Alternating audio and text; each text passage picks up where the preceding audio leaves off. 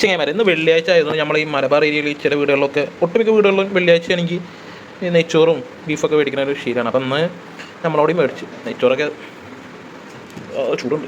നെയ്ച്ചോറൊക്കെ കിട്ടില്ല നെയ്ച്ചോറട്ടാ, കാണുമ്പോൾ തന്നെ എയിമാണ്. പിന്നെ പരിപ്പ് കറി, ബീഫ്, പപ്പടം,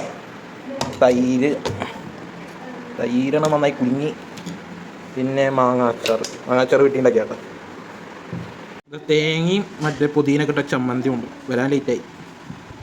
ഈ നെയ്ച്ചോറും ബീഫാണോ പൊറോട്ടയും ബീഫാണോ ഏറ്റവും ബെസ്റ്റ് കോമ്പിനേഷൻ എന്ന് ഇതുവരെ പ്രൂവ് ചെയ്യാത്തത് കൊണ്ട് ഞാൻ ആ ചോദ്യത്തേക്ക് പോകുന്നില്ല. തൽക്കാലം നമുക്ക് നെയ്ച്ചോറും ബീഫ് അടിക്കാം. സൈഡ് ഡിഷായിട്ട് ഇതാ കച്ചമ്പറുണ്ട്, പരിപ്പുണ്ട്, പിന്നെ നമ്മൾ തേങ്ങാ ചമ്മന്തി, പപ്പടം. കൂന്തളിപ്പ് വേണ്ട, കൂന്തളുണ്ട് അത്ര. കൂന്തൾ തൽക്കാലപ്പം വേണ്ട. കഴിച്ചു പൊന്നും മോനെ.